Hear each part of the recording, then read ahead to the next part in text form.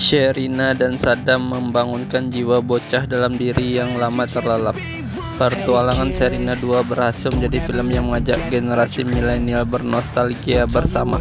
Sejak pertama kali Sherina, yang diperankan oleh Sherina Munaf, menyanyikan kata pertama lagu Menikmati Hariku, saya dibuat kembali ke zaman saya masih bocah berusia 7 tahun. Suara Sherina dewasa masih sama seperti Sherina kecil yang terukir dalam ingatan saya. Perbedaan liriknya kini bercerita tentang hari-hari Sherina yang menyambut rutinitas hari-hari sebagai seorang jurnalis. Saya dibawa kembali ketika saya menyaksikan film petualangan Sherina berulang kali di layar kaca. Air mata tidak terbendung ketika menyaksikan sejumlah adegan, bahkan hingga kredit bergulir. Menonton petualangan Sherina 2 di bioskop merupakan pengalaman yang sangat menyenangkan dan mungkin bakal sama bagi para penonton lain.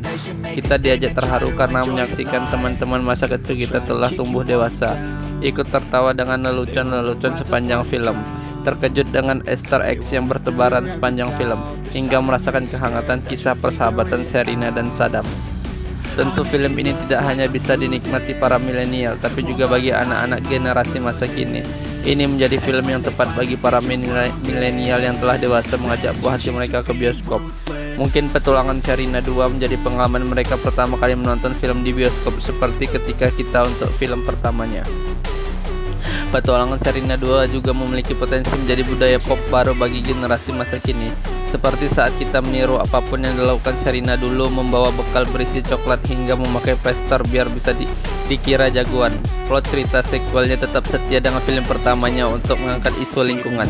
Kali ini tim penulis yang terdiri dari Mira Lesmana, Riri Riza, Jujur Prananto, dan Viranina Munaf membahas pelepas liaran orang utan di Kalimantan dan bahayanya mengoleksi satwa liar. Konflik utama film bisa dibungkus dengan saat ringan sehingga mudah dipahami oleh anak-anak. Pesan penting yang ingin disampaikan dalam film ini juga tidak jomplang dengan kisah hubungan Sherina dan Saddam yang bersemi kembali.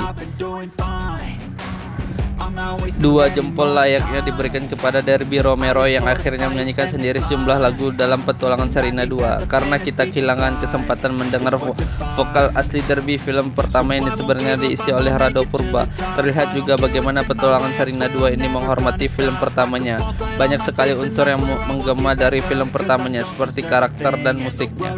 Karakter-karakter dalam film sequelnya diciptakan mirip seperti film pendahulunya. Pertama, tentu ada Sherina dan Saddam yang tetap menjadi pusat cerita.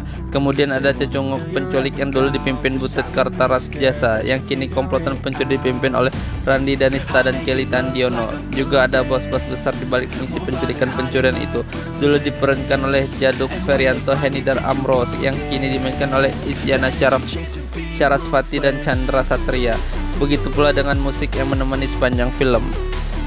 Pada akhirnya film petualangan Sherina 2 berhasil mengajak saya memandang masa yang tak terulang dan perasaan yang tak hilang, hanya bersembunyi di balik kenangan yang menyimpan sejuta cerita.